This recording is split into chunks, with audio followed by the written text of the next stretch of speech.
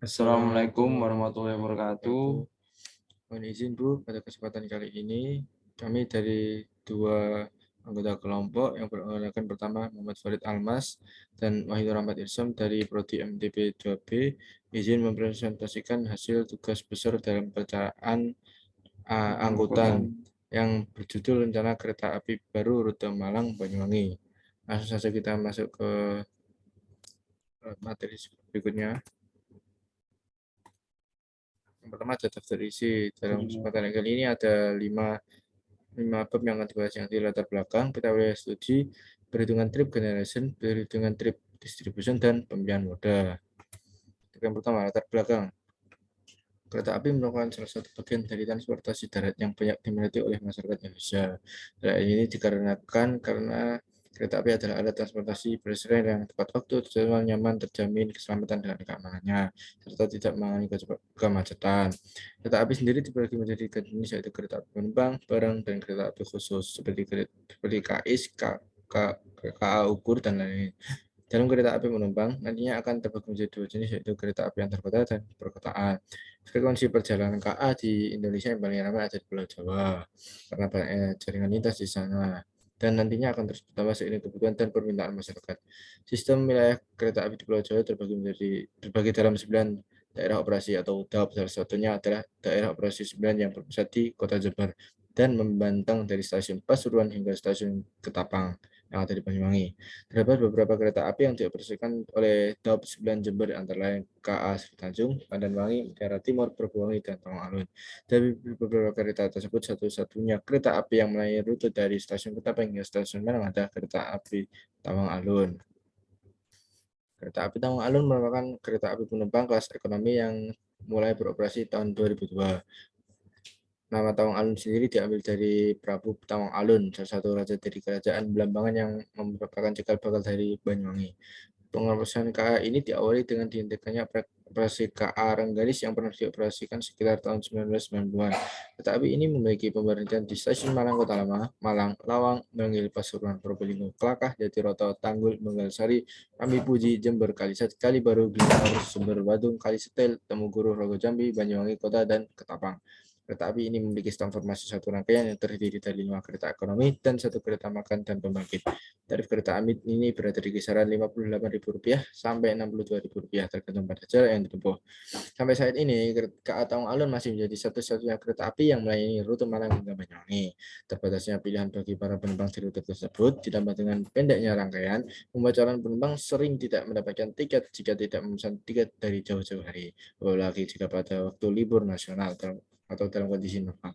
Hal ini membuat penulis, yaitu kami berdua, tertarik untuk melakukan penelitian dalam rute tersebut terkait penambahan perjalanan kereta api. Dalam hal ini tidak memungkinkan untuk menambah jumlah rangkaian atau menambah jumlah perjalanan kereta api Tawang Alun. Hal itu dikarenakan kereta api ini merupakan kereta api yang mendapatkan PSO dari pemerintah. Maka dari itu penulis menggunakan opsi lain, yaitu dengan menambah kereta api baru atau rencana kereta api baru di rute Malang hingga Banyuwangi.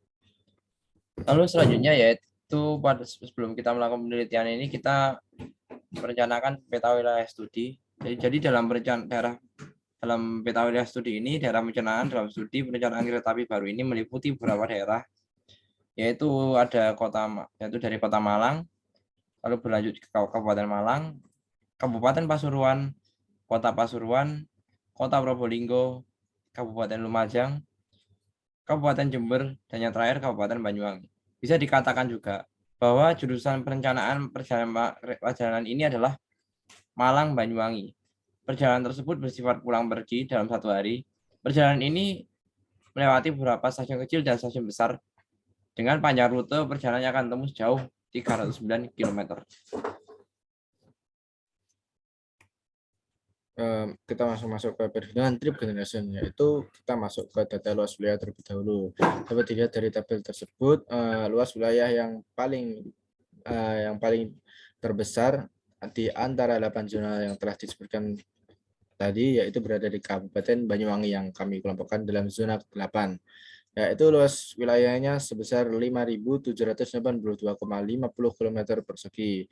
Dan yang luas wilayah paling kecil dari ke-8 zona tersebut yaitu ada di Kota Pasuruan, yaitu zona 4 dengan luas wilayah yaitu 35,29 km persegi. Selanjutnya kita masuk ke dalam perhitungan kuat tarik. Perhitungan kuat tarik ini dihitung dengan mencari jumlah tempat pendidikan, tempat industri, perniagaan, pariwisata di antara 8 zona tersebut, dan nantinya akan ditotal hingga keluarlah jumlah kuat tarik yang nantinya akan digunakan dalam perhitungan trip generation. Selanjutnya kita juga dapat persamaan, yaitu Y sama dengan min 4,0863X plus 39,41 dengan R kuadratnya yaitu 0,4737. Untuk perhitungan jumlah kendaraan dan perjalanan ini kita dapat data ini dari survei yang kemarin, dari 8 zona tersebut. Dari zona 1 yaitu di Kota Malang adalah populasi yang paling tinggi yaitu 42 dengan jumlah perjalanan yang juga sama yaitu 42. Selanjutnya kita masuk ke perhitungan pertama, yaitu kita menghitung trip production dan trip attraction. Kita ambil data dari perhitungan kuat tarik, populasi, dan kereta api. Trip generation dari masing-masing zona juga sudah bisa kita lihat di dalam tabel tersebut, yang totalnya dari kedua trip production dan trip attraction ini adalah sama, yaitu 969. Selanjutnya kita masuk di bagian iterasi hasil perhitungan trip distribusi. Nah, metode analogi yang pertama yaitu kita masuk ke model uniform. Seperti ini hasil iterasinya. Ini adalah diambil dari iterasi yang paling pertama. Ini yang pertama, kemudian ini ya uniform. Kemudian selanjutnya model average, kita langsung ke iterasi ke-30, didapatkan bahwa hasilnya seperti ini. Belum sampai EI dan EJ belum sampai ke nilai 1 karena jika diteruskan akan membutuhkan waktu yang cukup lama. Kemudian ini adalah hasil perhitungan dengan model furnace, masih sama dengan di metode analogi. Seperti ini matriksnya. Kemudian model Detroit, iterasi ke-30 juga, iterasi yang terakhir. Dan kemudian model Fratar, iterasi ke-30 juga. Dan selanjutnya setelah dari metode analogi, kita masuk ke metode sintesis, yaitu model PCGR. Kita dari hanya 2 iterasi saja, kita sudah mendapatkan EI dan EJ sama dengan 1, sehingga ini adalah hasil matriks akhir dari zona 1 ke zona 8. Kemudian yang kedua adalah model ACGR, ini iterasi ketiga. Dari iterasi ketiga kita juga sudah mendapatkan nilai EJ dan EI sama dengan 1, sehingga dapat dikatakan bahwa iterasi ketiga ini adalah matriks akhir dari model ACGR. Dan ini model DCGR, mencari nilai AI dan BJ. Seperti ini hasilnya. Dan model DCGR, hambatan waktu baru. Kemudian model DCGR, hasil iterasinya seperti ini. Dan setelah kita menghitung trip distribusi, kemudian kita menghitung ke pemilihan moda. Baik, untuk perhitungan mode choice ini, langkah yang pertama yaitu kita melihat dari karakteristik responden. Karakteristik pengguna kereta api dalam penelitian ini dilihat dari segi jenis kelamin sampel, lalu umur, pekerjaan, dan alasan melakukan perjalanan tersebut. Responden wanita dalam karakteristik jenis kelamin mungkin akan relatif lebih mementingkan keamanan dan kenyamanan dalam bertransportasi, sehingga kesanggupan dalam memilih moda transportasi kereta api akan tinggi. Yang di sini merupakan karakteristik dan keterangan serta presentasenya. Jadi di sini bisa dilihat untuk jenis kelamin, untuk pria mendominasi presentasenya. Lalu untuk dari segi umur, usia 17 sampai 25 tahun mendominasi dengan persentase 65%. Untuk pekerjaan didominasi oleh pelajar atau mahasiswa dengan persentase 56,25%. Lalu untuk alasan melakukan perjalanan didominasi oleh sosial atau keluarga. Untuk ada ralat untuk alasan melakukan perjalanan ini didominasi oleh sektor pariwisata dengan persentase 40%. Lalu yang kedua yaitu adalah analisis kesanggupan penumpang dalam memilih moda kereta api berdasarkan jumlah sampel. Hasil survei didapat sebanyak 80% pernah menggunakan moda transportasi kereta api dengan rute Malang Banyuwangi ataupun sebaliknya. Dari jumlah tersebut, kesanggupan responden untuk memilih moda kereta api rencana yaitu sebesar 52 responden atau 65%. Dan sisanya sebesar 28 responden atau 35% tidak sanggup untuk memilih moda kereta api rencana. Lalu langkah yang ketiga, yaitu analisis kesanggupan penumpang dalam memilih moda kereta api berdasarkan karakteristik. Analisa kesanggupan responden memilih moda kereta api rencana berdasarkan karakteristik dilakukan pengujian secara multivariat, di mana semua variabel dilakukan secara bersamaan dengan tujuan untuk mengetahui ada atau tidaknya hubungan antara variabel bebas yang meliputi jenis kelamin, usia, pekerjaan, dan maksud perjalanan. Lalu di sebelah kanan, lalu kita bisa lihat dari hasil tabel ini yang sudah kita proses oleh SPSS. Lalu berdasarkan hasil uji chi-square di atas, dapat disimpulkan terdapat atau ada variabel yang memiliki hubungan dengan perilaku penumpang kereta api dalam kesanggupan memilih moda kereta api rencana yang akan digunakan, antara lain variabel jenis kelamin, umur, pekerjaan, dan maksud perjalanan. Atau dapat disimpulkan bahwa semua variabel bebas tersebut mempengaruhi model secara multivariat. Kemudian masih di perhitungan mode choice dengan metode regresi logistik. Yang kedua kita lakukan uji secara parsial, dapat disebut dengan uji chi-square parsial yang digunakan untuk menguji model logistik secara parsial atau menguji variabel independen terhadap variabel dependen.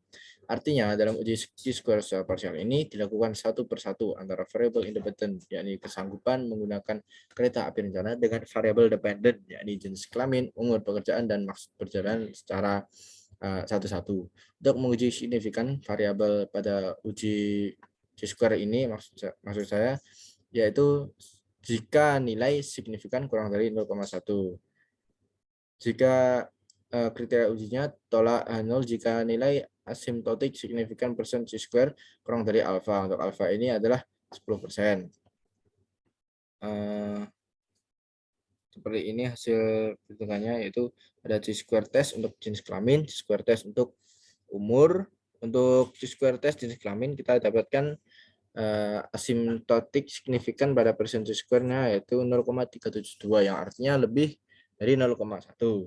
Sebenarnya untuk umur kita mendapatkan 0,047 yang ada di bawah 0,1. Sebenarnya untuk chi-square jenis pekerjaan nilainya tinggi 0,39 atau lebih dari 0,1, dan maksud perjalanan juga nilainya tinggi yaitu 0,235 lebih tinggi dari 0,1. Berdasarkan hasil output SPSS tersebut, kita ketahui bahwa jenis kelamin responden yang nilainya 0,372 itu lebih dari 0,1, yang berarti hipotesis awal tidak ada hubungan antara atau tidaknya jenis kelamin responden terhadap kesanggupan memilih moda kereta api rencana diterima. Artinya variabel bebas jenis kelamin responden tidak berhubungan secara signifikan terhadap perilaku kesanggupan memilih moda kereta api rencana. Begitu juga dengan pekerjaan responden dan maksud perjalanan yang tidak ada hubungan secara signifikan terhadap perilaku kesanggupan memilih moda kereta api rencana. Namun ada satu variabel bebas yang dapat mengaruhi variabel terikat, yaitu umur responden, karena nilainya 0,047 yaitu kurang dari alfa tadi yaitu 0,1, yang berarti bahwa variabel bebas umur responden berhubungan secara signifikan terhadap perilaku kesanggupan memilih moda kereta api rencana. Dari perhitungan tadi dapat simpulkan. Kita masuk ke uji regresi logik biner. Yaitu seperti ini tabel yang didapatkan dari variables in the equation. Berdasarkan tabel di atas dapat diketahui persamaan regresi yang diambil dari kolom dari row yang B, yaitu dari kita awali dengan nilai konstan yaitu 2,848 kurang dikurangi dengan 0,850 kemudian ditambah dengan nilai B umurnya, kemudian ditambah dengan nilai pekerjaan dan maksud perjalanan, sehingga didapatkan persamaan regresi yaitu 2,848 min 0,850 x1 min 0,203 x2 min 0,193 x3 dan min 0,346 x4. Berdasarkan tabel di atas juga dapat disimpulkan ada atau tidaknya pengaruh variabel dependen dengan variabel independen dengan melihat nilai signifikannya dengan menggunakan asumsi bahwa jika nilai signifikan kurang dari 0,1 maka terdapat pengaruh antara variabel dependen dengan variabel independen. Begitu juga sebaliknya dari variabel di atas. Dari variabel bebas di atas, nilai signifikannya yaitu kurang dari 0,1 hanyalah variabel maksud perjalanan yaitu sebesar 0,0858. Artinya variabel maksud perjalanan berpengaruh terhadap variabel kesanggupan memilih model kereta api rencana tadi. Oke. Lalu yang selanjutnya yaitu ada uji Hosmer dan Lemeshow. Yaitu uji ini adalah uji goodness of fit test, yaitu uji untuk menentukan apakah model yang dibentuk sudah tepat atau tidak. Dengan menggunakan asumsi bahwa jika nilai signifikan lebih dari 0,1, maka model yang dibentuk sudah tepat dengan data pengamatan. Jadi berikutnya merupakan Hosmer and Lemeshow test, di mana kita mendapatkan signifikan yaitu 0,666, yang artinya lebih dari 0,1, maka model yang terbentuk cocok dengan data pengamatan dan model yang terbentuk layak untuk digunakan dalam tahap lebih lanjut. Lalu yang selanjutnya ada iteration history and model summary. Jadi ini merupakan tabel iteration history dan di sebelahnya merupakan model summary. Jadi berdasarkan tabel tersebut diketahui bahwa nilai log likelihood pada tabel iteration history secara berturut besar 93,924, 93,600, 93,599 dan 93,599 dan nilai log likelihood pada tabel model summary sebesar 93,599. Hasil tersebut mengartikan bahwa nilai log likelihood dari step 1 ke step kedua semakin menurun, yang mengartikan bahwa model regresi yang terbentuk semakin baik. Kemudian diketahui juga nilai dari Nagelker ke R square adalah sebesar 0,162 yang dikatakan dengan 100% bernilai 16,2. Nilai tersebut mengandung arti bahwa variabel bebas X mempengaruhi variabel terikat Y sebesar 16,2%. Kemudian untuk kesimpulan dari pemilihan model tadi, yaitu yang pertama diperoleh persamaan regresinya yaitu Y sama dengan 2,848 min 0,850 x1 min 0,203 x2 min 0,193 x3 min 0,346 x4. Kesimpulan yang kedua yaitu model yang terbentuk tadi tersebut itu cocok dengan data pengamatan dan model tersebut terbukti baik serta model yang terbentuk tersebut layak untuk digunakan dalam tahap lebih lanjut. Yang ketiga, yaitu diketahui terdapat satu variabel yang mempengaruhi pemilihan moda transportasi secara signifikan, yaitu variabel maksud perjalanan. Untuk variabel bebas X, yaitu maksud perjalanan tadi, itu mempengaruhi pemilihan moda transportasi secara signifikan sebesar 16,2%. Yang kelima, yaitu yang terakhir, variabel lain yang mempengaruhi pemilihan moda transportasi dan belum teridentifikasi adalah sebesar 83,8%. Yang mungkin variabel lain tersebut adalah variabel yang di luar dari 4 variabel yang telah saya sebutkan, yang telah kami sebutkan sebelumnya. Dan sekian presentasi dari kelompok kami. Kurang lebihnya kami mohon maaf apabila ada salah kata. Wabillahi taufiq wal hidayah. Wassalamualaikum warahmatullahi wabarakatuh.